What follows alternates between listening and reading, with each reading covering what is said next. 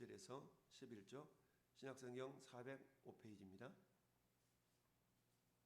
요한계시록 6장 1절에서 11절 말씀 아멘 합시다. 제가 먼저 1절을 뵙습니다. 내가 봄에 어린 양이 7인 중에 하나를 떼시는데 그때에 내가 들으니 내 생물 중에 하나가 우레소리같이 말하되 오라 하기로 그 단자가 활을 가졌고 면류관을 받고 나아가서 이기고 또 이기려고 하더라. 둘째 인을 떼실 때에 내가 들으니 둘째 생물이 말하되 오라 하니 이에 다른 말이 나오더라. 그 단자가 허락을 받아 땅에서 화평을 제하여 버리며 서로 죽이게 하고 또 큰 칼을 받았더라. 셋째 인을 떼실 때에 내가 들으니 셋째 생물이 말하되 오라 하기로 내가 보니 검은 말이 나오는데 그 탄자가 손에 저울을 가졌더라. 내가 내 생물 사이로부터 나는 듯한 음성을 들으니 이르되 한 데나리온에 밀 한 대요 한 데나리온에 보리 석대로다. 또 감람류와 포도주는 해하지 말라 하더라. 넷째 인을 떼실 때에 내가 넷째 생물의 음성을 들으니 말하되 오라 하기로 내가 보니 정황색 말이 나오는데 그 탄자의 이름은 사망이니 음부가 그 뒤를 따르더라. 그들이 땅 4분의 1의 권세를 얻어 검과 흉년과 사망과 땅의 짐승들로서 죽이더라.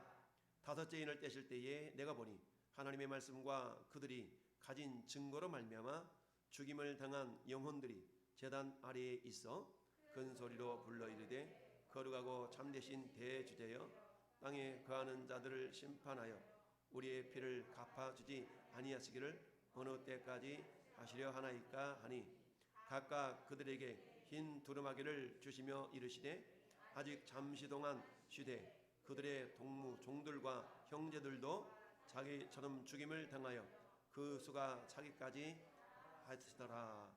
아멘. 할렐루야. 하나님 말씀.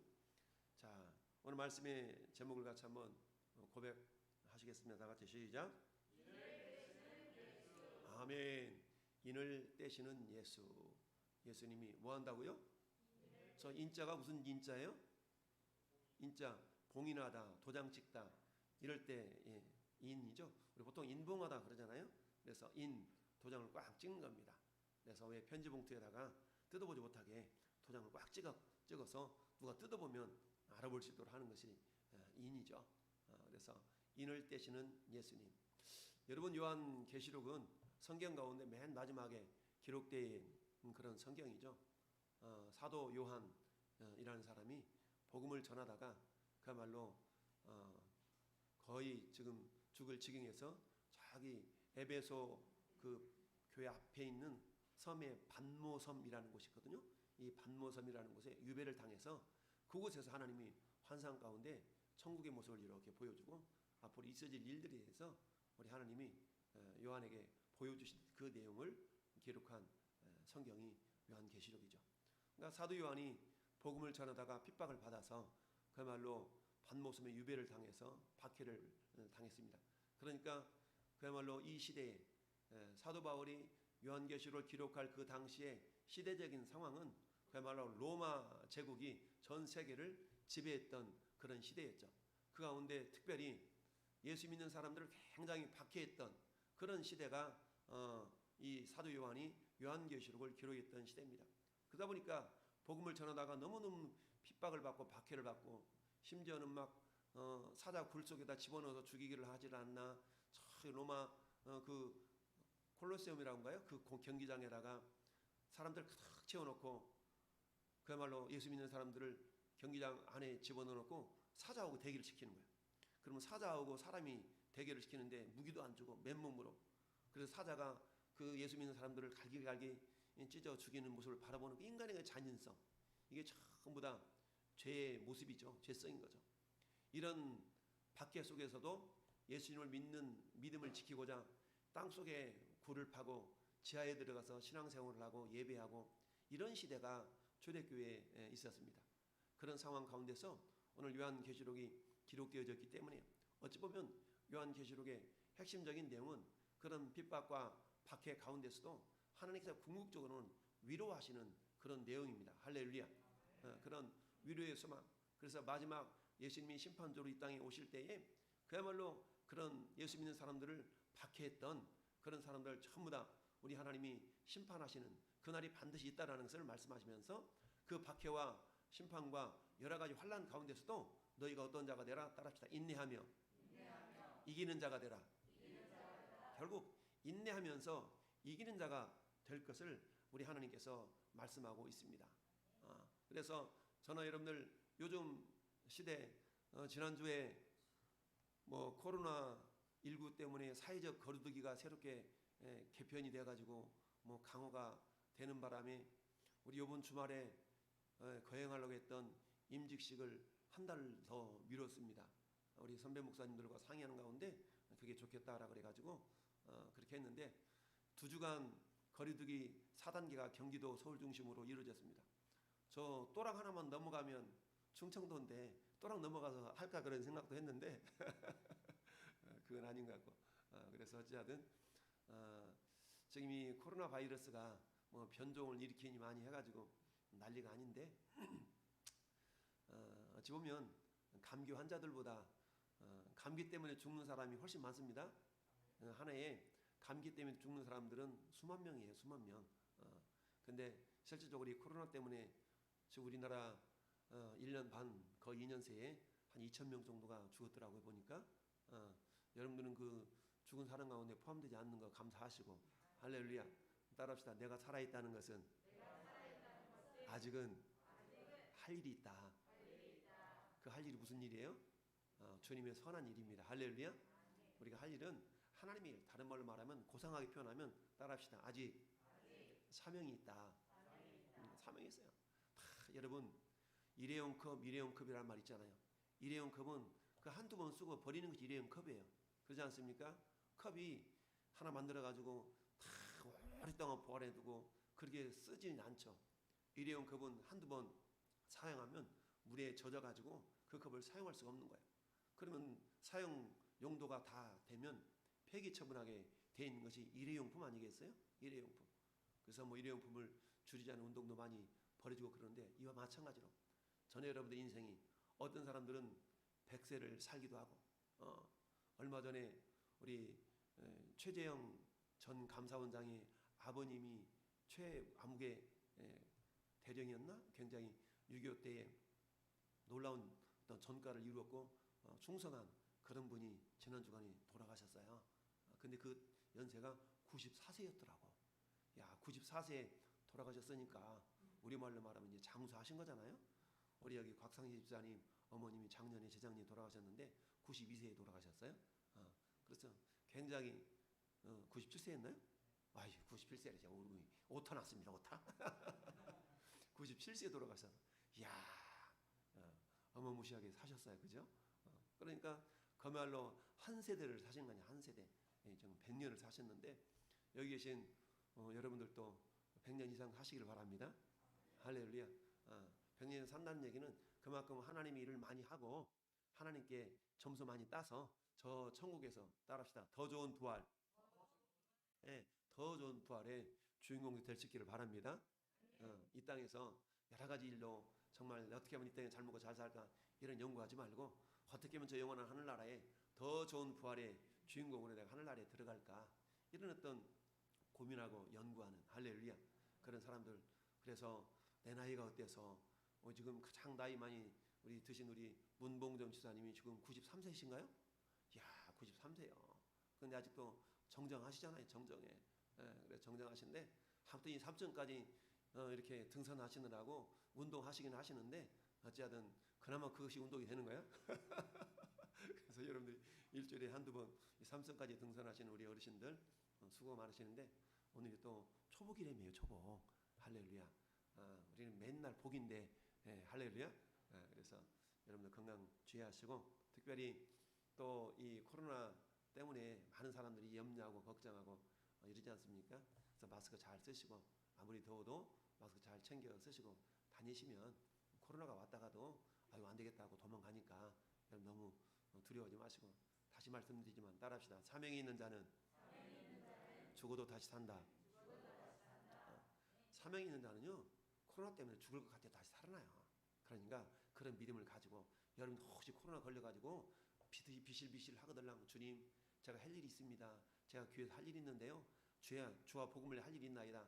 저를 고쳐주옵소서. 할렐루야. 이렇게 기도해야 하나님이 고쳐주시지, 하나님 저 안 아프게 해주세요, 그렇게 기도하면 안 돼요. 그러면 하나님이 이럴 거야. 너 할 일이 뭔데? 내가 너 살려주면 뭐 할래? 이럴 거예요. 그러니까 여러분들이 혹시라도 코로나 때문에 고통이 임하거들랑, 주님 저 정말 주님의 선한 일을 많이 해야 되는데 아직 할 일이 많이 남아 있습니다. 그러니까 빨랑 고쳐주세요. 할렐루야. 이렇게 기도하면 하나님께서 그래, 네가 네 할 일을 알렸다라고 하시면서 고쳐주실 줄 믿습니다. 자, 오늘 본문을 통해서 우리가, 성경은 누구에 대한 이야기? 예수님에 대한 이야기. 요한복음 5장 39절. 얘들아, 너희가 성경에서 영생이 있는 줄 상고하는데, 그런데 성경은 내 이야기다. 할렐루야. 성경은 누구 이야기? 예수님 이야기입니다. 할렐루야. 예수님 이야기. 그러니까 어떤 성경을 펴도 그곳에서 우리가 예수님을 발견할 수 있는 그런 훈련이 돼야 됩니다. 할렐루야. 그렇다면 예수님은 말씀이시요, 말씀은 하나님이시기 때문에, 예수님은 누구예요? 하나님이 인간의 모습을 입고 이 땅에 오신 분이 예수님입니다. 할렐루야. 그래서 성경이 예수님에 대한 이야기는 다른 말로 말하면 하나님에 대한 이야기라는 얘기입니다. 그럼 오늘 본문 속에 나타나 있는 도대체 하나님은 어떤 분인가, 여러 가지 우리가 해석할 수 있거든요. 그 가운데 오늘 이 땅에 성경 속에, 오늘 본문 속에 나타나 있는 하나님, 어떤 하나님인가 한번 살펴볼 수 있기를 바랍니다. 자, 보니까 하나님 하나님 어떤 하나님인가? 시작. 만유의 주제. 오늘 우리가 찬송 불렀던 32장이죠? 32장 불른 찬송. 만유의 주제. 주제라는 건 뭐예요? 주인 되는 왕이라는 뜻입니다. 주제. 주인 주자에다 재상 제자인데, 그러니까 주인 되는 왕. 주인이시면 왕이라는 얘기거든요. 할렐루야. 그러면 우리 예수님은 저와 여러분의 주제가 되십니까? 네, 주제가 된다는 얘기는 그분이 나의 주인이시고 나의 왕이십니다 라는 얘기죠. 그래서 우리가 불렀던 찬송가 32장에 만유의 주제, 만유라는 것은 이 세상에 존재하는 모든 걸 말해요. 세상에 존재하는 모든 것의 주인이 되시고 왕이 되신 분이 예수님이셔요. 할렐루야. 그분이 하나님이시라는 얘기입니다. 그러니까 우리는 우리의 주제가 되신 하나님을 지금 예배하는 겁니다. 할렐루야. 그래서 이 시간 예배하는데, 만유의 주제에 대하여, 만유의 주제를 만나기 위해서 우리가 예배하고 있습니다. 이처럼 만유의 주제이신 하나님이신데, 그 하나님은, 만유의 주제라는 것은 물론 다양한 의미가 있죠. 근데 첫 번째 의미는 어떤 의미라고요? 하나님은 창조를 주관하신다.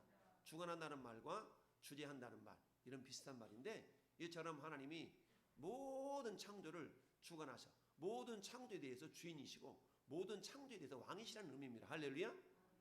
그래서 하나님은 창조를 주관하심으로 말미암아 만유의 주자가 되신다. 두 번째는 시작.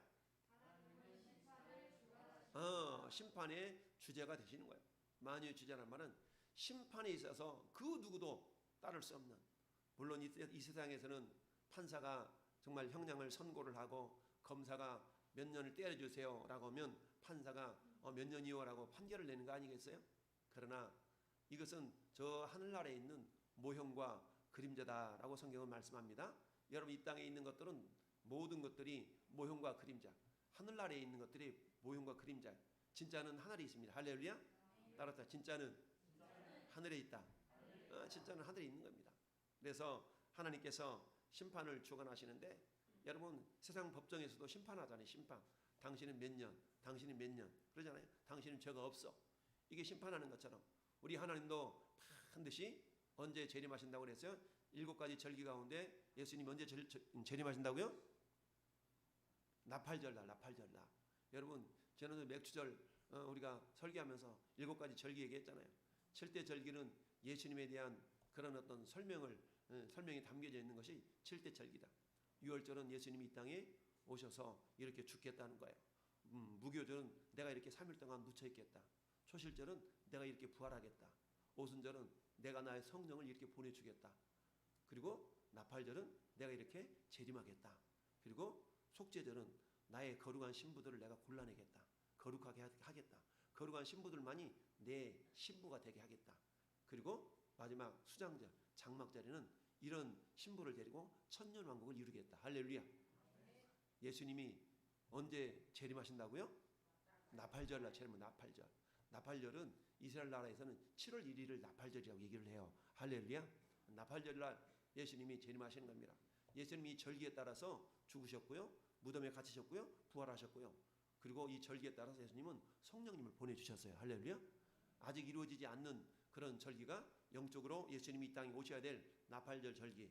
그리고 예수님이 오셔서 이제 저와 여러분들 가운데 예수님의 거룩한 신부로 데려갈 신부를 고르는 그런 속죄절, 그리고 천년왕국을 이룰 그런 장막절은 아직 이루어지지 않았습니다. 이건 미래의 사건입니다. 할렐루야. 이 미래의 사건 가운데서 주님이 이제 나팔절날 오셔서 하신 일이 뭐냐? 심판을 하십니다. 심판. 할렐루야. 심판을 하세요. 그런데 이 심판도 오직 하나님만이 모든 인류를 심판할 권세가 있어요. 그래서 만유의 주자가 되신 하나님, 만유의 주자가 되신 예수님께서 온 인류를 심판하실 날이 반드시 있다. 할렐루야. 그런데 저는 여러분들이 그 누구도 한 사람도 예외 없이 심판대 앞에 다 서야 돼요. 세상에서는 세상의 법은 어때요? 잘못한 사람만이 법정에 서게 되지만 우리 하나님의 법정에는 모든 사람들이 한 사람도 예외 없이 다 하나님의 법정 앞에 다 서는 겁니다. 할렐루야. 그래서 두 가지로 나눠져요. 한 가지는 어때요? 너는 예수를 믿지 않았기 때문에, 하나님과 관계없는 삶을 살았기 때문에 너는 영원한 지옥에 가야 된다. 두 번째 심판은 모든 사람 가운데 너는 예수를 믿기는 믿었는데 어떻게 살았냐. 그래서 주님이 심판대 앞에 두 가지를 질문한다고 그랬어요. 첫 번째 질문은 뭐라고 그랬어요? 너는 나와 어떤 관계성 속에 살았냐. 첫째는 관계성을 물어본다는 얘기입니다. 너는 나와 어떤 관계냐. 관계성. 두 번째 질문은 어떤 질문이야? 두 번째 질문은 너는 내가 준 인생으로 뭐하다 왔냐 이거죠. 뭐하다 왔냐. 두 가지를 하나님이 질문하십니다. 우리 인생은 뭐냐? 우리 인생 신앙생활의 건 뭐냐? 이 두 가지를 준비하는 겁니다. 첫 번째는 뭐라고요? 나와 하나님과의 관계성을 준비하는 겁니다. 여러분 매 순간순간마다 나는 하나님과 어떤 관계를 유지하고 있는가? 여러분 사랑하는 남녀가 서로 콩깍지가 씌워가지고 막 뜨겁게 사랑하다가 결혼하잖아요. 그때의 관계는 그야말로 붙어있는 관계, 철썩 붙어가지고 더운 날도 막 붙어가지고 손잡고 가고 이러잖아요. 근데 이제 결혼 생활이 깊어지면 어때요? 여보 떨어져 더워 하고 더워. 그러다 그때 당신 저 방 가 난 이 방에 잘 거야. 할 일이 많으니까 이러고 살잖아요. 그러다가 어때? 좀 더 시간 지나니까 여보 아무래도 우리가 이제 졸혼을 해야 될까 봐 나에게도 자유를 좀 줘. 나도 자유 있는 인생을 살고 싶어. 그러면서 어때요? 이제 나가가지고 원룸만 얻어서 자유롭게 살고 싶은 거예요. 여자든 남자든. 그게 세상 사람들의 모습이에요. 세상 사람들의 모습. 그러나 예수 믿는 저와 여러분들의 모습은 그리에서는 되지 아니하고. 할렐루야. 예수님은 우리를 사랑하셔서 당신의 목숨을 지불해 주셨잖아요. 그런 것처럼 우리가 예수님을 본받고 더욱더 가정에서도 부부간에 더욱더 사랑하고 자녀들을 사랑하고 이웃을 사랑하고. 할렐루야. 우리 하나님도 사랑하고 교회도 사랑하고 이런 사랑이 더욱더 깊어져가는 그런 관계성을 만들어갈 수 있기를 바랍니다.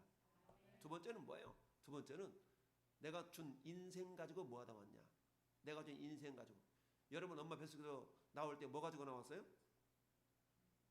아무것도 안 가지고 나왔잖아요. 여러분 엄마 뱃속에 나올 때 이런 양복 입고 나왔습니까? 우리 박 집사님처럼 예쁜 원피스 입고 나왔어요? 여러분 엄마 뱃속에 나올 때 아무것도 안 입고 나왔어. 그냥 빨개 입고 나왔어요. 빨개 입고 나왔어. 그 생명도 우리 하나님 주신 것이지만, 그리고 지금 여러분이 걸치고 있는 거, 입고 있는 거, 먹고 있는 거, 살고 있는 거, 이 모든 것들은 그 위에 여러분들이 얻은 거죠. 할렐루야. 근데 얻은 것을 어떻게 얻었어요? 얻은 것은 여러분들이 어떻게 얻어? 내가 쌔바닥 일해가지고 얻었지. 땀 흘려 죽으라고 땀 흘려서 얻은 거지. 자식들이 준 거기도 하고 이렇게들 얘기하잖아요. 그런데 성경은 그렇게 말씀하지 아니하시고 따라합시다. 내가 너희에게 재물을 얻을 능력을 주셨다. 하나님이 능력을 주신 거예요. 할렐루야. 살아갈 수 있는 능력 주셨어요. 지혜도 주시고요, 재물을 얻을 능력도 주시고요, 그걸 지킬 수 있는 능력도 주시고요. 하나님이 능력 주시지 아니하시면 일할 수 없는 겁니다. 여러분 일하고 싶어도 병에 이렇게 병상에 누워 있는 사람이 일할 수 있어요? 못 하잖아요. 일하고 싶어도 능력이 못 되는 사람이 일을 못 하잖아요. 마음은 온유로 돼 육신이 이렇게 못 하는 사람 얼마나 많습니까? 그런데 여러분 지금 여러분이 그 일을 하고 있다면 그것은 하나님이 여러분에게 능력을 주신 까닭인 줄 믿습니다. 여기에 대해서 여러분이 감사할 수 있어야 돼요. 이처럼 하나님은 여러분에게 능력을 주셔서 그 능력을 가지고 여러분들이 재물도 얻고 어떤 능력도 발휘하고 이런 관계성 속에서 여러분들에게 하나님 원하시는 건 뭐예요? 이 모든 것들을 하나님이 주셨구나. 그런데 하나님을 예배해야지. 하나님 내가 기쁘시게 해야지. 할렐루야. 이런 삶이 하나님과 교제하는 가운데 살아가기를 원하시는 것이 하나님의 마음이다. 심판이라는 그거예요. 내가 하나님 앞에 누구나가 예외 없이 다 심판대 앞에 서는데 그때 하나님은 두 가지 질문할 때 그 질문거리에 대해서 대답할 거리에 대해서 준비하는 것이 우리 인생이 되어야 됩니다. 할렐루야. 예수 안 믿는 사람은 모르겠어. 그러나 예수 믿고 적어도 하나님의 자녀라고 하는 저와 여러분의 인생만큼은 우리가 언젠가 누구나 예외 없이 남녀노소 빈부귀천을 막론하고 누구나가 병상에 누워있다 할지라도 심판날에는 벌떡 일어나서 주님 앞에 서게 돼 있어요. 할렐루야. 그때 주님이 질문할 때 너 나 어떤 관계성 속에 살다 왔냐? 주님 저의 주제이셨습니다. 당신은 나의 주제이십니다. 할렐루야. 나의 주제이시고 나의 주인이시고 나의 왕이셨습니다. 할렐루야. 이렇게 우리가 주님 앞에서 주님이 부르실 때 고백할 수 있다면 할렐루야. 일단 그 인생은 50점 받은 거예요. 50점. 나머지 50점은 어떻게 됩니까? 주님이 또 이렇게 물어보실 거 아니겠어요? 그래? 그럼 내가 너에게 준 인생 가지고 너는 뭐가 다 왔느냐? 라고 질문할 때 하나님 제 인생 80년 살았는데요. 80년 가운데 40년이 이렇게 살고요. 20년이 이렇게 살고요. 20년이 이렇게 살고요. 그랬느냐? 그렇다면 너는 주와 복음을 위해서 너 인생을 얼마만큼 들이다 왔느냐? 너는 주와 복음을 위해 네 인생을 얼마만큼 바쳤느냐? 주님이 이렇게 질문한다면 글쎄요. 제가 주와 복음을 위해 드린 시간, 내가 주와 복음을 위해 드린 물질, 내가 주와 복음을 위해 드린 내 지혜, 글쎄요. 별로인 것 같은데 그래? 너는 깨벗은 벌거벗은 모습으로 저 천국에 들어가야 되겠구나. 너는 나와 복음을 위하여서 어떻게 살다 왔느냐? 네 인생을 어떻게 사용하다 왔느냐? 주님 저는요 이렇게 힘들고 어려운 가운데서도 떼먹지 아니하고요. 주님의 것을 구별해 드렸고요. 환난 날에도 그걸 떼먹지 않았고요. 이런 성경이 이사야 55장 56장 57장 58장에 하면 쫙 기록되어 있거든요. 그래 그랬구나. 네가 나를 위해서 어려움을 잘 인내했구나. 잘 지켜냈구나. 할렐루야. 이런 자에게는 나와 함께 왕노릇 하리로다. 나와 함께 왕노릇 하리로다. 할렐루야. 우리 주님이 그 심판 앞에 우리를 칭찬하시는 날이 반드시 있을 줄 믿습니다. 우리 하나님이 지금도 이 역사를 주관하고 계셔요. 여러분 우리가 세상을 바라볼 때 악이 횡행하고 정말 말세야 말세. 왜 하나님이 살아계신다면 이러지? 정말 하나님 살아계시나 해?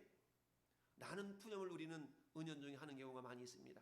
예수 믿지 않는 사람들이 말세다는 그런 고백과 우리 예수 믿는 사람들조차도 하나님이 살아계시다면 왜 이러지?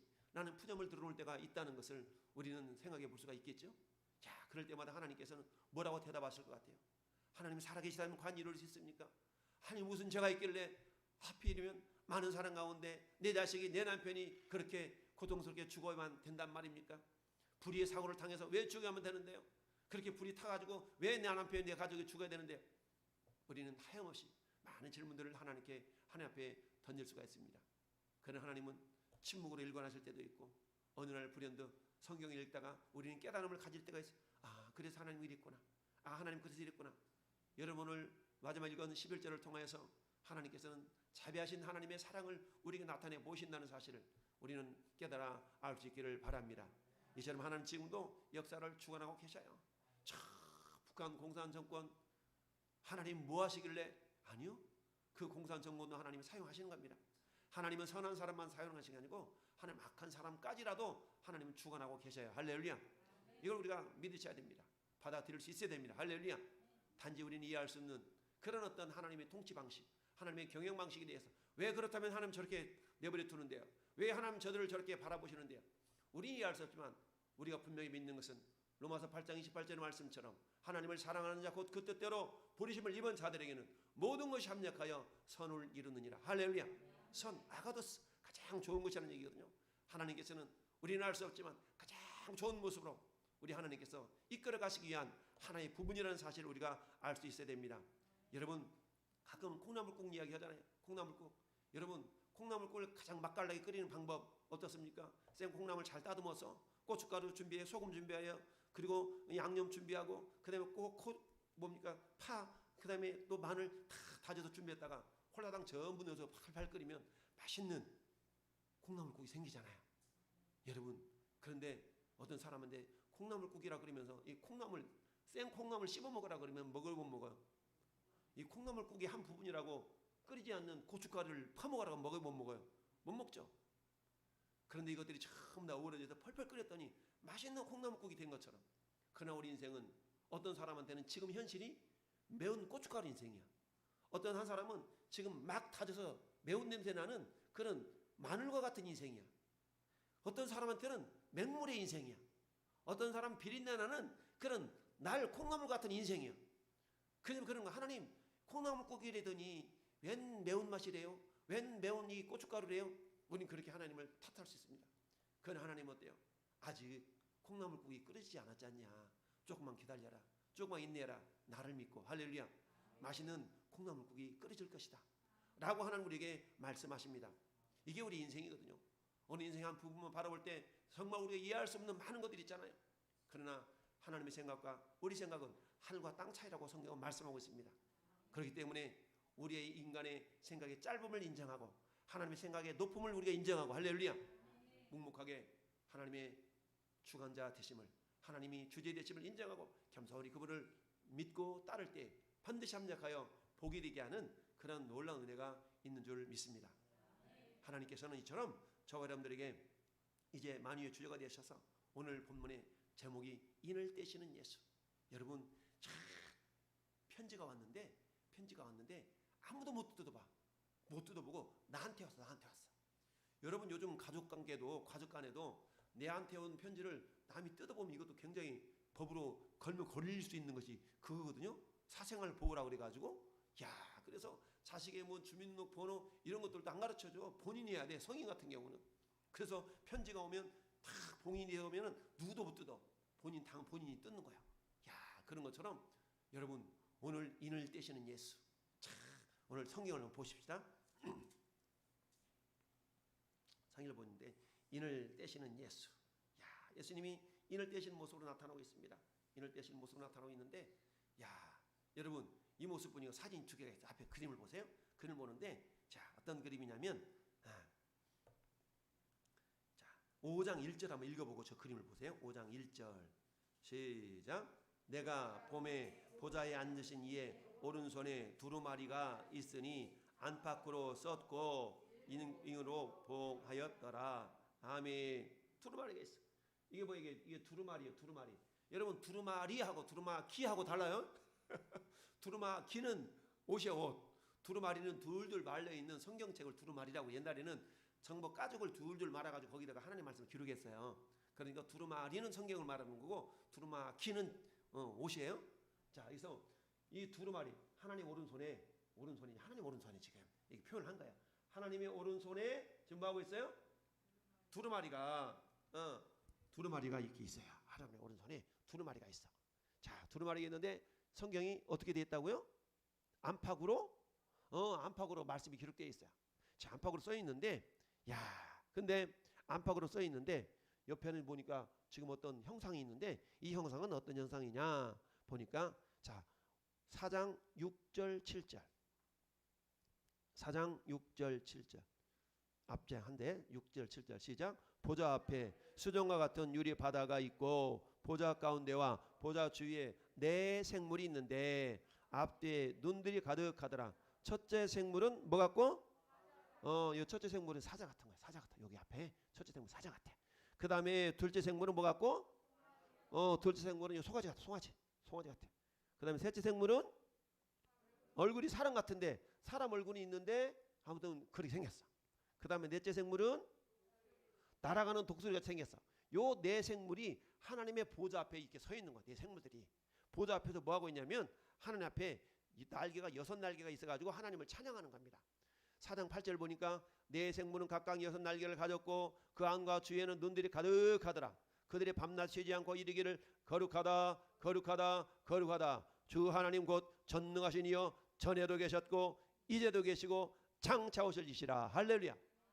이렇게 지금 뭐하고 있어? 이 천사들이 찬양을 하고 있어. 하나님께 영광을 돌리고 있습니다. 할렐루야. 그런데 이 천사들 앞에서 하나님 오른손에 이런 두루마리가 있어. 이 오른손에 두루마리가 있는데 가만히니까 이 두루마리가 인이 쳐진 거야. 도장이 꽉 찍혀져 있어. 그래서 어땠어요? 야, 도장이 찍혀 있는데 이 도장을 누가 뜯어서 볼 수 있을까라고 가만히 보니까 뜯어서 볼 수 있는 사람이 없는 것 같아.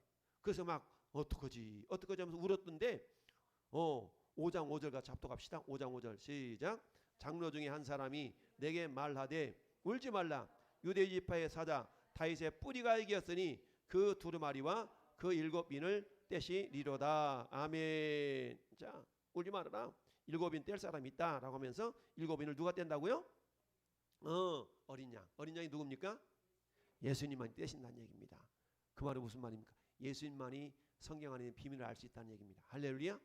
야, 자, 그렇게 해서 오늘 1절 6장 다시 본문으로 돌아와서 1절 보니까 내가 봄에 어린 양의 7인 중에 하나를 떼실 때에 그때에 내가 들으니 내 생물 중에 하나가 우레소리 같이 말하되 뭐라요? 오라라고 얘기했어. 이 네 생물 중에 아까 네 생물 중에 요 네 생물 있잖아요. 네 생물 중에 한 생물이 이를 딱 뗐더니 오라 그러는 거야. 오라 그랬어. 그랬는데 오라 그러니까 지금 뭐가 나오냐면 네 마리의 말이 나와. 네 마리 말이 하나씩 나와. 하나님 예수님이 인을 하나 딱 뗐더니 첫 번째 어떤 말이 나오냐면 첫 번째 말이 흰 말이 나와. 흰 말이 탁 나와요. 흰 말이 나와. 야, 오늘 보니까 네 생물 중 하나가 우레소리를 말하되 오라 그랬더니 2절 같이 합독합시다. 이에 내가 보니 흰 말이 있는데 그 탄 자와 활을 가졌고 면류관을 받고 나가서 이기고 또 이기려고 하더라. 아멘. 이기려고 또 이기려고 하더라. 이기고 또 이기려고 하더라라고 이야기를 하고 있습니다. 야, 이 첫째 인을 탁 뗐는데 첫째 인을 뗐더니 어때요? 첫째 인을 뗐더니 이제 뭐가 나요? 이렇게 보니까 흰 옷을 입은 흰말을 탄 사람이 나오고 있다라는 얘기입니다. 흰말을 타고 있어요. 흰말. 근데 흰말을 탔는데 손에 뭐가 있어요? 이게 활이 있어. 활. 근데 활이 있는데 화살은 없어요. 활은 가졌는데 화살이 없다는 얘기입니다. 그래서 인을 떼시는 예수님이신데, 자, 예수님께서 인을 떼신 예수님이 인을 떼신다는 얘기는 어떤 의미겠냐면 예수님이 따라합시다. 심판자이시다. 인을 뗀다는 예수님이 주인 아니에요. 심판자라는 얘기예요. 심판자. 내가 심판자다라고 말씀하셨다. 심판자다. 아까 말씀드렸던 것처럼 만유의 주자가 되신 그 주님은 심판자로서의 주자가 되신다라고 말씀드렸죠. 근데 그 예수님이 이처럼 인을 떼신다는 것은 예수님이 이 땅에 심판자로 오신다라는 얘기입니다. 사도 바울이 고린도 후서 5장 10절에서 이렇게 말씀하고 있어요. 이는 다 우리가 다 반드시 그리스도의 심판대 앞에 나아가게 되어 각각 선악간에 그의 몸으로 행한 것을 따라 받으려 하노라. 따라서 행한 대로 받으리라. 행한 대로 받는 거예요. 그러니까 아까 말씀드렸잖아요. 심판대 앞에 설 때 우리는 우리 주님으로부터 두 가지 질문을 받는다. 두 가지 질문. 첫 번째 관계성에 대한 질문이에요. 관계성. 너나 무슨 상관이 있는데 똑똑 문 열었어. 엄마 문 열어줘. 누군데? 엄마 있잖아 나가 누군데? 알고 봤더니 옆집 딸내미가 지금 잘못 두드린 거야. 목소리 들어보니까 나 누구야? 넌 뭐 옆집 딸내미 아니야? 아마 잘못 넣었네. 우리 주님이 우리가 관계성 누구냐고 물어볼 때 저는 그렇으시오 살아신 나의 하나님이시오 나의 왕이십니다 이렇게 대답을 해야 되는데 할렐루야. 그래서 예수님이 심판자시다라는 것을 표현하고 있습니다. 할렐루야. 두 번째, 자, 인을 떼시는 예수님이 인을 뗐다는 얘기는 그 누구도 인을 뗄 수가 없었는데 인을 뗐다는 얘기는 따라합시다. 예수께서 다윗의 언약을 따라오셨다. 예수님은 어느 지파예요? 다윗의 야곱의 12지파가 있는데 12아들이 있는데 12지파 가운데 예수님은 유다 지파를 통해서 와요. 유다 지파. 근데 다윗이 유다 지파예요. 할렐루야. 근데 하나님이 유다 지파를 야곱을 통해 축복해 주시는 내용이 창세기 49장이 나타나 있어요. 창세기 49장 9절 10절에 이렇게 축복을 해요. 이 야곱이 유다는 사자 새끼로다 내 아들아 너를 움킨 것을 찢고 올라갔도다 그가 엎드리고 웅크림이 숫사자 같고 암사자 같으니 누가 그를 범할 수 있으랴. 규가 유다를 떠나지 아니하며 통치자의 지팡이가 그 발 사이에서 떠나지 아니하리라. 할렐루야. 통치자의 지팡이가 어디서 온다고요? 야곱의 유다 지파를 통해 온다는 얘기입니다. 그런데 유다 지파를 통해서 예수님이 오시는데 예수님 이전에 누가 먼저 왔냐면 다윗이 먼저 왔어요. 할렐루야. 그래서 다윗이 먼저 왔는데 이 모습을 이렇게 얘기하고 있는 거예요. 자, 인을 뗄 사람이 없어서 막 울었더니 5장 5절 같이 읽어봅시다. 다시 한번 5장 5절 시작. 장로 중 한 사람이 내게 말하되 울지 말라. 유다 지파의 사자 다윗의 뿌리가 이겼으니 그 두루마리와 그 7인을 떼시리라 하더라. 아멘. 여러분, 자, 유다 지파의 사자는 라이언이요, 라이언. 유다 지파의 사자 다윗의 뿌리가 이겼으니. 다윗의 뿌리. 예수님은 혈통적으로는 다윗의 후손으로 왔어요. 근데 다윗의 후손으로 온 예수님이 다윗의 뭐가 됐어요? 여기 우리 5장 5절에 유다 지파 다윗의 뭐라고? 다윗의 뿌리래. 그럼 뿌리가 다윗보다 먼저라는 얘기예요, 나중이라는 얘기예요? 먼저라는 얘기죠. 혈통적으로는 예수님이 다윗 후손으로 오셨지만 그러나 예수님이 이미 하나님이시기 때문에 다윗 이전부터 계셨어요. 할렐루야. 그래서 5절 말씀은 그렇게 얘기하는 거예요. 유대 지파의 라이언 킹 다윗의 뿌리가 이겼으니 그 두루마리와 그 7인을 떼시리로다. 그게 누구라고요? 예수님이 그렇다는 얘기입니다. 할렐루야. 그렇게 해서 예수님이 어떻다? 인을 떼시는 예수라는 것은 그것은 뭐야? 다윗의 언약을 따라 오셨음을, 예수님이 다윗의 언약을 따라 오신 그 메시아인 것을 표현해 주는 말씀입니다. 할렐루야. 그럼 어때요? 예수께서 세 번째 성경의 계시자임을 나타낸다. 여러분, 성경이 누구에 대한 이야기라고 했어요? 예수님에 대한 이야기. 그러니까 계시라는 말은 밝혀 보여준다는 거거든요. 밝혀 보여주는 계시예요. 성경은 여러분, 예수 믿지 않는 사람은 성경 읽어요. 믿지 않은 성경 읽으면서 지식은 터득할 수 있어요. 그런데 겉 내용은 알 수 있지만, 겉으로 드러나는 지식은 알 수 있지만 깊숙이 드러나 담겨져 있는, 숨겨져 있는 그 모습은 몰라요. 그것은 예수님이 밝혀주셔야만 알아요. 할렐루야. 그런데 예수님이 친히 보다 성경의 계시자이다라는 얘기죠. 성경의 계시자. 예수님만이 성경의 계시자이고 성경의 주인인 거예요. 할렐루야. 그러니까 우리는 성경을 깨달으려면 누구의 도움이 필요해요? 예수님의 도움이 필요한 겁니다. 성경을 깨닫기 위해서는 절대적으로 예수님의 도움이 필요해. 그래서 사도 바울이 에베소서 1장 17절에 이렇게 기도하고 있는 거예요. 우리 주 예수 그리스도의 하나님, 영광의 아버지께서 지혜와 계시의 영을 너희에게 주사 하나님을 알게 하시고. 할렐루야. 그러니까 하나님이 지혜와 계시의 영을 보내주셔야만이 성경을 알 수 있다는 거예요. 이걸 알았기 때문에 사도 바울이 에베소 교회 성도들을 위해서 그렇게 중보 기도하고 있는 겁니다. 저도 여러분을 위해 기도할 때 그런 거, 하나님 아무개 성도 아무개 집사님이 성경 읽을 때 깨달아지게 하시고. 할렐루야. 성경 무작정 읽는다고 깨달은 것이 아니라 하나님께서 깨닫게 주셔야만이 깨닫는 거예요. 할렐루야. 그러니까 여러분들은 세상 책을 읽을 때하고 성경 책을 읽을 때하고는 다르게 읽어야 돼. 세상 책 그냥 읽으면 돼. 근데 성경 읽을 때는 반드시 기도하고 읽어야 돼. 할렐루야. 하나님, 제가 말씀을 뵙는데 깨닫는 지혜를 주세요. 깨달아지게 하세요. 할렐루야. 이렇게 성경 읽어야 되는 겁니다. 왜냐하면 하나님께서 성경의 계시자로서 예수님을 보내주셨는데, 예수님, 성경은 예수님에 대한 얘기니까, 야, 내 이야기 어떤 얘기인지 알아? 내가 얘기해 줄까? 도대체 어떤 얘기인데요? 어떤 얘기인데요? 가르쳐 주세요. 오, 저게 찬이 들어가는구나. 꽉 눌러서 꺼주세요. 꽉 눌러서 꺼주세요. 그렇게 해서 어떻게 우리가 주님을 알 수 있는가? 주님 열어주셔야만 알 수 있는 겁니다. 할렐루야. 인을 뗀다는 얘기는 주님이 자기 계시, 내가 이런 존재야라는 것을 밝혀주실 겁니다. 할렐루야. 그렇게 드디어 이제 첫째 인을 뗐어요. 첫째 인을 딱 뗐더니 뭐가 나왔어요? 흰 말과 기수. 흰 말을 탄 사람이 나왔어. 흰 말을 탁 탄 사람이 나왔어. 야, 그랬는데 뭘 가졌다고요? 활을 가졌는데 뭐가 없어요? 화살이 없어. 이 흰 말을 탄 사람이 누구냐? 극단적인 두 가지 해석이 있어요. 첫 번째 해석은, 야, 예수님이 저 마지막 성경 창세기, 아니 이게 계시록 19장에 보니까 백마를 타고 예수님이 심판자로 오신다고 그랬는데 이게 예수님이 아니냐? 예수님이 흰말을 타고 오셨나 봐 라고 해석하는 사람도 있는데, 그런데 이 해석은 바람직하지 못해요. 예수님이 친히 인을 떼고 내가 흰말 타고 첫째 인을 떼 왔다? 이건 맞지 않는 겁니다. 그래서 이것은 그저 뭘로 표현하고 있냐면, 따라서 정복자, 정복자로 표현한 겁니다.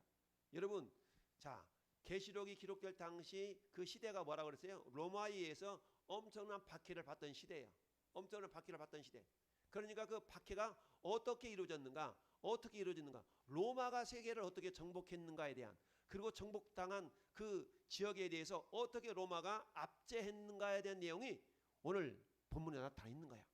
그러면서 이렇게 로마가 너희들을 박해하고 힘들게 하는데 적당히 타협해서 그냥 그렇게 신앙생활 하지 말고 나를 믿고 인내해라, 이거거든요. 할렐루야. 그래서 이 정복자로 온 거예요. 흰말과 오라 그랬더니 흰말을 타고 온 사람이 딱 활을 가졌고 정복자의 모습으로 온 겁니다. 야, 여러분, 마태복음 24장은 마태복음 24장, 데살로니가서 5장, 이런 데 고린도서 11장 이런 데는 종말장이에요. 종말장. 마지막 말세에 어떤 일들이 나타날 것인가에 대해서 나타내주는 그런 장이 종말장이라고 얘기합니다. 자, 종말장인데, 자, 흰색은 보통 뭐예요? 흰색은 전쟁에서 흰 깃발 이렇게 하면 뭐가 되는 거예요? 항복이 뜻이죠. 항복 뜻이잖아요. 그러니까 싸우지 않고 무혈입성을 의미하는 무혈입성. 싸우지 않고. 그래서 흰색 깃발 이렇게 내 미는 것은 항복의 의미가 있잖아요. 이처럼 정복자가 와서 뭐 하는 거예요? 이제 무혈로. 야, 내가 너희들에게 이제 평강 줄게 내가 평안하게 해줄 거야. 자, 전쟁은 없어. 전쟁은 이제 잘 먹고 잘 살게 되는 시대가 되는 거야. 이게 뭐예요? 이게 공산주의. 이게 뭐예요? 사회주의. 이게 뭐예요? 적 그리스도. 이들이 와서 뭐 어때요? 위장된 평화. 위장된 평화. 여러분, 저 북한 김정은이 공산정권에 주장하는 것이 얼마나 멋집니까? 우리는 다 같이 잘 먹고 잘 살 수 있는 거야. 공산주의. 함께 공짜. 함께 다 잘 살 수 있는 거야. 얼마나 멋있어. 함께 다 잘 살 수 있다는 게. 함께 다 잘 살려고 하기 때문에 어때? 경쟁이 없어요. 경쟁이 없어. 다 같이 나라에서 책임져 주니까 경쟁이 없어. 경쟁이 있어야만이. 하나님은 창세기 1장에 2장에 이마에 땀을 흘려야 먹고 살도록 사람을 만들었는데, 땀 흘린다는 얘기는 경쟁한다는 얘기거든요.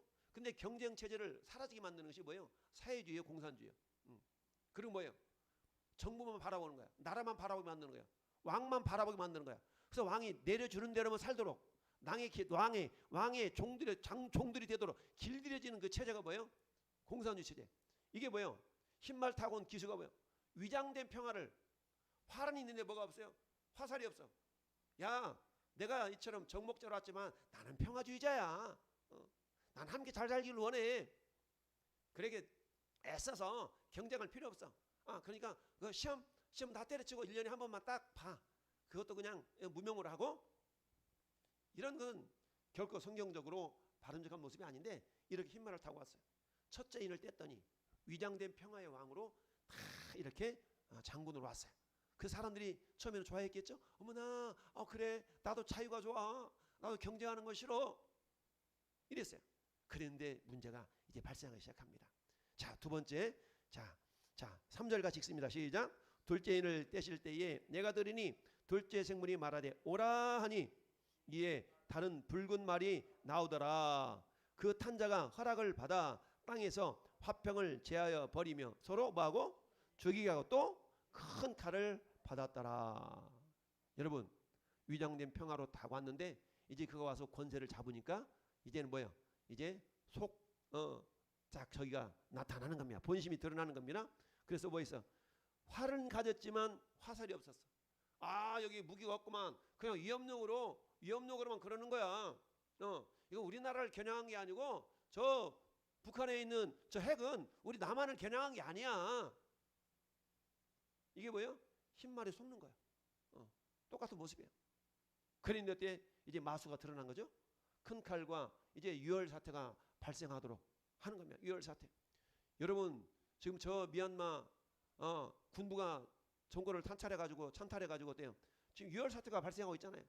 유혈 사태가 발생하는 겁니다. 그래서 그게 어때요? 자, 마태복음 24장 6절 7절 보니까 참 난리와 난리. 소문을 듣겠으나 너희는 삼가 두려워하지 말라. 이런 일이 있어야 돼. 아직 끝은 아니니라. 민족이 민족을, 나라가 나라를 대적하여 일어나겠고 곳곳에 기근과 지진이 있으리니. 할렐루야. 첫째, 기근과 지진이 있겠다.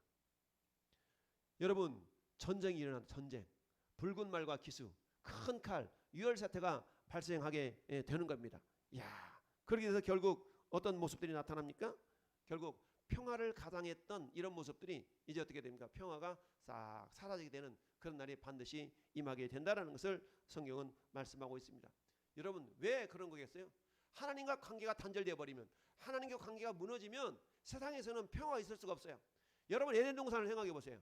에덴 동산에 하나님과 아담과 하와 관계가 정말 사랑의 관계가 돈독할 때는 에덴에는 뭐만 있었어요? 평화만 있었어요. 그 평화는 위장된 평화가 아니라 진정한 평화였어요. 할렐루야. 네, 진정한 평화였어요. 그런데 사단에 의해서 죄가 들어오고 하나님의 관계가 끊어져 버리니까 그때부터는 어때요?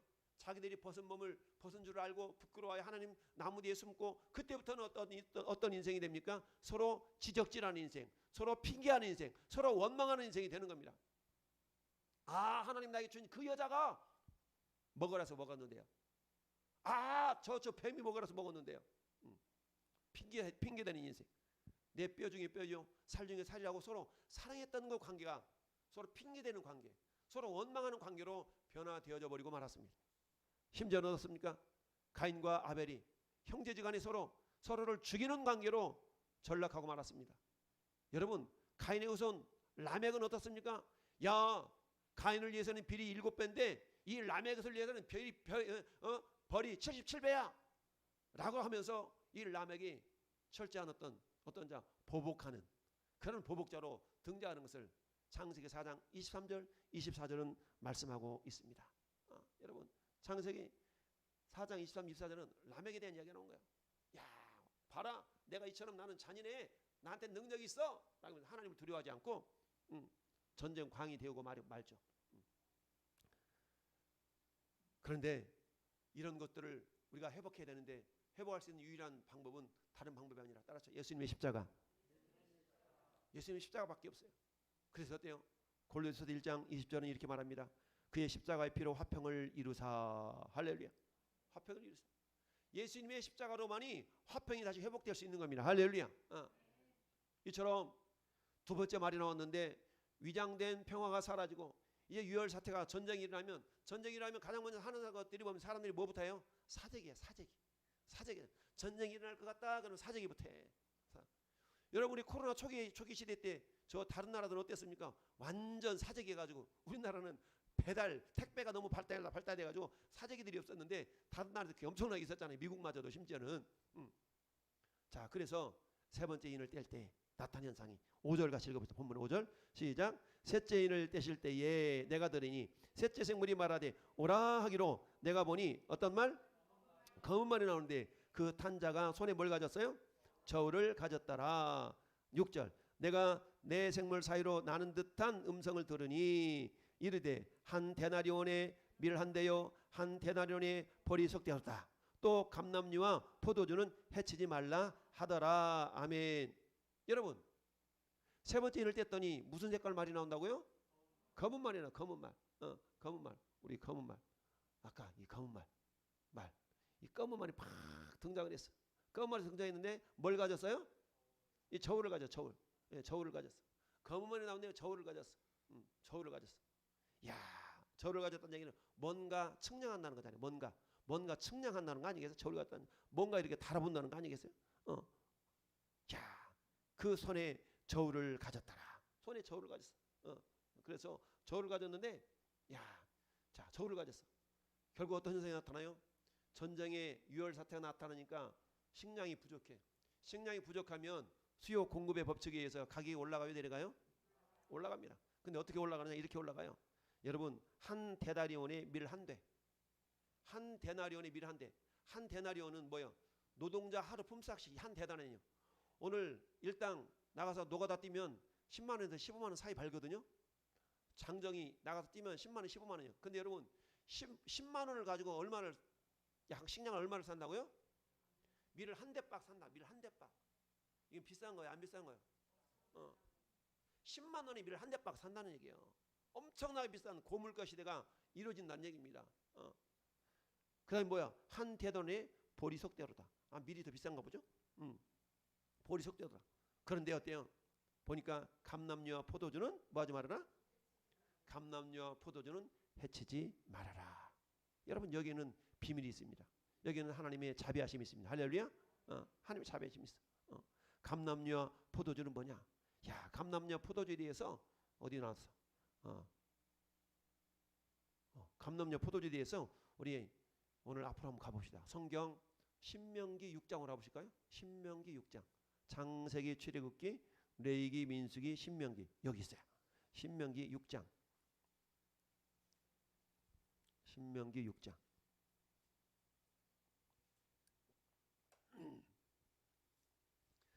구약 271페이지 신명기 6장.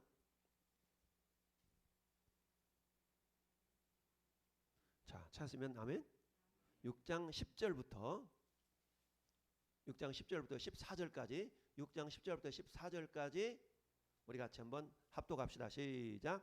내 하나님 여호와께서 내 조상 아브라함과 이삭과 야곱을 향하여 내게 주리라 맹세하신 땅으로 너를 들어가게 하시고 내가 건축하지 아니한 크고 아름다운 성읍을 얻게 하시며 내가 채우지 아니한 아름다운 물건을 가득한 집을 얻게 하시며 내가 파지 아니한 우물을 차지하게 하시며 내가 심지 아니한 포도원과 감람나무를 차지하게 하사 내게 배불리 먹게 하실 때에 너는 조심하여 너를 애굽 땅 종되었던 집에서 인도해낸 여호와 하나님을 잊지 말고 내 하나님 여호와를 경외하며 그를 섬기며 그의 이름으로 맹세할 것이니라. 너희는 다른 신들 곧 내 사면에 있는 백성들의 신들을 따르지 말라. 아멘. 자, 이건 어떤 말씀이냐면 이스라엘 백성들을 애굽에서 구원해내시고 이들을 지금 가나안 땅으로 이끌어 드셨는데 가나안 땅에 딱 들어가 봤더니 이스라엘 백성들이 농사짓지도 않았는데 이미 거기는 뭐가 있어요? 감람나무가 심어져 있는 거예요. 이미 포도나무가 심겨져 있는 거예요. 그들 하나님께서 이스라엘 백성들에게 뭘로 주셨어요? 선물로 주셨어요. 선물로 주셨어요. 그러니까 오늘 본문에 감람나무 본문에 다시 본문 돌아와서 본문으로 다시 돌아와서 하나님께서 뭐라고 말씀하세요? 감람나무와 포도주는 해치지 말라. 그러면 아까 신명기 6장 14절에 있는 것처럼 이 감람나무 그 다음에 포도원은 지금 하나님이 선물로 주신 거잖아요. 선물로. 다른 말로 하면 하나님의 은혜로 임한 거. 할렐루야. 하나님의 은혜로 임한 것들은 해하지 말라. 이것은 하나님의 은혜가 머문 사람, 하나님의 은혜가 있는 사람한테는 환난 가운데서도 하나님이 지켜주신다는 얘기예요. 할렐루야. 이런 환난 가운데서 하나님의 은혜가 임한 자는 할렐루야. 그런데 어떤 자에게 하나님 은혜가 임하느냐라고 성경 말씀하고 있어요. 뒤집어놓고 말하면 하나님 이렇게 말씀하셔. 이렇게 너희가 들어가 살려들랑 너희가 짓지 않은 성읍을 받을 것이요 너희들이 파지 않은 우물을 얻을 것이며 너희들이 농사짓지 않은 감람나무를 얻을 것이며 포도를 얻을 것인데 할렐루야. 너희가 그러거들랑 나 여호와를 경외하기를 멈추지 말고 할렐루야. 나를 섬기며 다른 신들에게 절하지 말아라. 할렐루야. 내가 이렇게 은혜를 베풀었으니까 너희는 뭐 어떻다? 그 은혜를 망각하지 말고 나를 섬겨라. 나를 경외하라는 겁니다. 할렐루야. 이런 영적인 법칙이 오늘 이 시대에도 비록 셋째인을 떼어서 지극한 환난과 전쟁 통해서도 하나님이 보호하심을 받는 사람들이 분명히 있다는 겁니다. 할렐루야. 어떤 자들이요? 거짓된 평화 가운데 내가 적당하게 타협해서 그렇게 평화스럽게 살아야지 라고 넘어간 사람들한테는 이런 은혜가 없지만 그러나 하나님 그런 상황 가운데서 내가 믿음을 지켜나이다. 내가 그런 상황 가운데서 내가 죽을지언정 할렐루야. 죽으면 죽으리라. 죽으면 죽으리라. 불 가운데라도 들어가겠나이다. 사자 굴 속에라도 들어가겠나이다. 다니엘과 다니엘의 세 친구들의 믿음처럼 하나님을 경외하는 믿음을 가지고 있는 그들에게는 하나님의 은혜가 임하여서 감람나무와 포도나무 할렐루야. 여러분 감람류 자신이 으깨져서 나오는 기름 아니겠어요? 포도주 자신이 으깨져서 나오는 기름이에요. 결국은 뭘 상징하냐면 예수님의 은혜예요. 예수님의 보혈의 은혜입니다. 예수님의 눈물입니다. 할렐루야. 예수님의 은혜를 덧입은 자들은 우리 하나님이 이런 환난 가운데서도 보호하시고 지켜주신다는 사실입니다. 넷째 인을 떼실 때에 내가 넷째 생물을 음성을 들으니 말하되 오라 하기로 8절 같이 읽습니다. 시작. 내가 보매 청황색 말이 나오는데 그 탄 자의 이름은 사망이니 음부가 그들을 따르더라. 그들이 땅 4분의 1을 권세를 얻어 검과 흉년과 사망과 땅의 짐승들로 죽이더라. 아멘. 여러분 여기 8절 하반절 보니까 권세를 얻어서 검, 칼, 그 다음에 뭐? 흉년. 여러분 북한이 흉년은 날마다 고생이잖아요. 해마다 북한이 흉년으로 그러잖아요. 왜 그래요? 이 땅은 어떤 땅이요? 하나님을 경외하지 않는 땅이기 때문에 그래요. 그 다음에 사망은 이 사망이라는 단어 속에는 어떤 의미가 담겨있냐? 전염병이라는 의미가 담겨져 있습니다. 전염병이라는 의미가 이 사망이라는 단어 속에 담겨져 있는 거예요. 그러니까 전염병으로 죽어가는 걸 말하는 겁니다. 검과 흉년과 사망, 뭘로 죽어간다고요? 전염병으로. 오늘날 코로나는 전 세계적인 전염병 아니겠어요? 이걸 하나님 허락하신 이유는 뭐예요? 그럼 하나님이 지금 넷째 인을 떼고 계시네? 아니, 그렇게 우리 굳이 해석하지 않는다 할지라도 그런 현상이 나타나고 있다는 것은 뭡니까? 우리 하나님을 뭐하라? 경외하라는 얘기죠. 할렐루야. 네. 야, 그런데 다섯째 인을 뗄 때는 이제 상황이 달라졌어요. 자, 다섯째 인을 뗐더니 이제는 어때요? 자비하신 예수님 모습이 나오는 거야. 자비하신 예수님. 자, 보니까 감람나무와 포도주를 해야지 말라고 그랬죠? 진도 중에 긍휼이 많은 겁니다. 할렐루야. 우리가 아까 읽어봤던 신명기 11장 14절의 말씀에 대해서 우리 하나님께서, 야, 여러분, 마가복음 13장에는 환난 날을 말하는 환난 날. 근데 예수님이 이렇게 말씀하셔요. 마가복음 13장 20절 따라합시다. 끝까지 견디는 자는 구원을 받으리라. 끝까지 견디는 자는 구원을 받으리라 라고 말씀을 하고 있습니다. 야, 끝까지 견디는 자는 구원을 받으리라. 야, 끝까지 견디는 믿음의 모습이 있기를 예수님의 이름으로 축원을 드립니다. 끝까지 견디는 자는 구원을 받는다라고 말씀하고 있습니다. 야, 이처럼 감람류와 포도주는 해하지 말라. 진도 중에 긍휼이 임하는 끝까지 믿음을 지키는 여러분 되시길 바랍니다. 두 번째, 땅 4분의 1만 심판하라고 그랬잖아요. 땅 4분의 1. 그럼 아직 4분의 3은 뭐 하고 있어요? 심판을 면하고 있다는 얘기입니다. 전 세계적인 팬데믹 가운데서도 여전히 안전하게 살아가는 사람들이 있죠. 그 사람은 4분의 3에 속한 사람들 믿습니다. 4분의 1만 심판하라. 왜 그랬을까요? 이거는 회개할 기회를 주시는 겁니다. 여러분, 회개할 기회를 주실 때 우리 자신의 모습을 돌아볼 수 있기를 바랍니다. 이 코로나 팬데믹을 통하여서 나는 코로나가 안 걸렸는데 라고 안심할 것이 아니라 내가 아직 4분의 3에 속하고 있다는 얘기는 나에게 하나님 혹시 내 모습을 바라보면서 신명기 11장에 내가 너희가 가나안 땅에 들어갔을 때 너희가 짓지 않은 성읍과 건물과 파지 않은 우물과 포도원과 감람나무를 얻을 때 주었을 때에 너희가 이걸 주신 분이 하나님임을 기억하면서 나를 경외하라. 할렐루야. 마찬가지로 오늘 팬데믹 상황 가운데서 내 건강을 붙들어 주시고 내 사업장을 지켜주시고 있는 그것을 기억하면서 내가 능력이 있어서가 아니라 내가 건강해서가 아니라 하나님 혹시라도 내 마음속에 내 모습 속에 잘못되어진 것은 없는가를 돌아볼 수 있는 회개할 기회를 주신 것임을 깨닫고 할렐루야. 겸손하게 내 자신을 돌아보고 하나님을 경외하는 믿음을 더욱더 회복할 수 있기를 예수님의 이름으로 축원합니다. 세 번째 뭡니까? 우리 하나님이 흰 두루마리를 입혀주신 겁니다. 여러분 다섯째 인을 떼었더니 제단 밑에 억울하게 죽어간 사람들이 있어요. 억울하게 죽었다는 얘기는 주와 복음 때문에 순교한 순교자들이 영원히 우리 하나님 향해서 호소하는 거예요. 하나님 언제까지 우리의 원한을 풀어주지 않겠습니까? 라고 호소하는 내용이 오늘 말씀하고 있습니다. 9절 말씀을 찾습니까? 내가 보니 하나님 말씀과 그들이 가진 증거로 말미암아 죽임을 당한 영혼들이 제단 밑에 있어. 뭐 때문에 죽었다고요? 순교자 피가 제단 밑에 있어요. 제단 밑에는 피가 뿌려지거든요. 근데 그 피는 순교자들이 피었다는 얘기입니다. 언제 우리가 이처럼 주와 복음을 위해서 싸우다가 복음을 전하다가 믿음 생활하다가 이렇게 억울하게 고난 당하고 있는데 이 고난을 어떻게 하나님 풀어주겠습니까? 라고 주님이 주님 앞에 호소하고 있는 거예요. 그래서 주님이 걱정만 해 곧 해줄 게가 아니라 주님이 이렇게 말씀하십니다. 아직 때가 되지 아니하였다. 따라서 하나님의 때까지 인내하고 이겨라. 하나님 때까지 인내하고 이기라는 얘기입니다. 여러분 우리가 이길 수 있는 건 다른 게 아닙니다. 우리가 믿음으로만 이깁니다. 할렐루야. 세상을 이기는 승리는 이것이니 우리의 믿음이니라. 여러분 이길 수 있는 믿음을 소유할 수 있기를 바랍니다. 여러분 믿음은 저절로 생기는 것이 아닙니다. 믿음은 말씀과 기도를 통해 생깁니다. 믿음은 성령의 능력을 통하여 우리에게 무장이 될 수 있습니다. 믿음은 하나님의 전신갑주를 취함으로 우리에게 믿음이 무장됨을 우리가 믿을 수 있기를 바랍니다. 주님이 이루어 주십니다. 뭐라고 말씀합니까? 그들의 흰 두루마리를 주시며.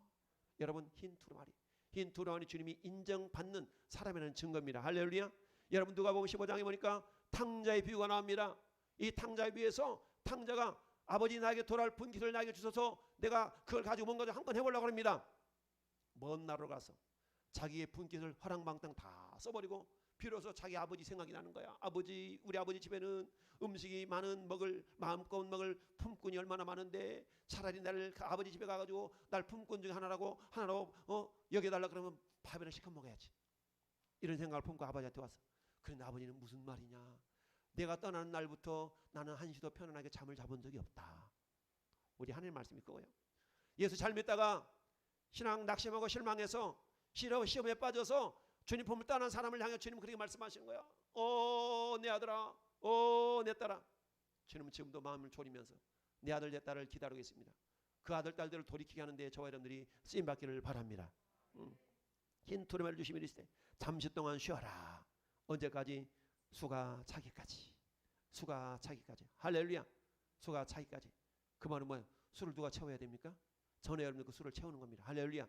그 수를 저와 너희 채울 수 있기를 바랍니다. 그래서 하나님은 우리에게 내가 너에게 건강 준 일을 아느냐? 내가 너의 생명 붙들어 준 일을 아느냐? 아직 그 수가 차지 않았느니라. 그 수를 채우는 일에 너희들이 그 일을 감당하거라 라고 주님이 말씀해 주고 계십니다. 그래서 흰 두루마리를 입혀주십니다. 흰 두루마리를 입는 자만이 주님과 함께 어떤 모습이 나타납니까? 보좌 앞에서 영광의 모습으로. 7장 10절 보시겠습니다. 7장 10절 시작. 큰 소리로 외쳐 이르되 구원하심이 보좌 앉으신 우리 하나님과 어린 양이 있도다. 11절 모든 천사가 보좌와 장로들에게 내 생물의 주위에 서 있다가 보좌 앞에 엎드려 얼굴을 대고 하나님께 경배하리되. 12절 아멘. 찬송과 영광과 지혜와 감사와 존귀와 권능과 힘이 우리 하나님께 세세토록 있을지어다. 아멘. 그랬더니 13절에 장로 중에 하나가 응답하여 내게 이르되 이 흰 옷 입은 자들이 누굽니요? 어디서 왔습니까? 14절 시작. 이는 큰 한란에서 나오는 자들인데 어린 양의 피에 그 옷을 씻어 희게 하였느니라. 아멘. 할렐루야. 어린 양의 피에 그 옷을 씻어 희게 하였느니라. 주님의 보혈로 승리한 자들인 줄 믿습니다. 이런 자들이 결국 주님 앞에서 주님을 섬기는 그 일에 쓰임받는다라고 15절은 말씀을 하고 있습니다. 말씀을 맺습니다. 여러분, 저는 여러분들은 이기는 자가 될 수 있기를 바랍니다. 코로나를 이기는 자가 되기를 바랍니다. 여러분 환경을 이기는 자가 되기를 바랍니다. 여러분 건강을 이기는 자가 되기를 바랍니다. 여러 가지 여러분의 시험거리로부터 이기는 자가 될 수 있기를 바랍니다. 마귀는 오늘 또 근신하여 깨어라 우는 사자와 같이 마귀가 두루다니며 삼킬 자를 찾는다고 그랬습니다. 어떤 자가 마귀의 밥이 됩니까? 낙심한 자, 절망하는 자, 시험에 빠져 있는 자, 의심하는 자, 믿음이 연약한 자, 마귀의 밥이에요. 그런 자들은 이길 수 없습니다. 이기는 자가 되기 위해서는 모든 것이 하나님의 은혜를 기억하면서 하나님을 경외하고 말씀으로 무장할 때에 우리는 막일 수 있는 믿음이 생기고, 이런 자를 주님이 기억하시면서 두루마리를 입혀 주신 줄 믿습니다. 전 여러분들에게 오늘 말씀을 한번 선포하십시다. 시작. 하나님의 공의와 사랑 앞에 겸손히 경외하는 믿음으로 인내하며 이기는 자가 되어 흰 두루마리를 받아 입고 예수님과 함께 보좌에서 왕노릇하는 주인공이 되자. 아멘. 우리 옆에 계신 분들 축복합시다. 당신이 바로 그 주인공이십니다. 당신이 바로 그 주인공이십니다. 우리가 바로 그 주인공입니다. 할렐루야. 오늘 말씀을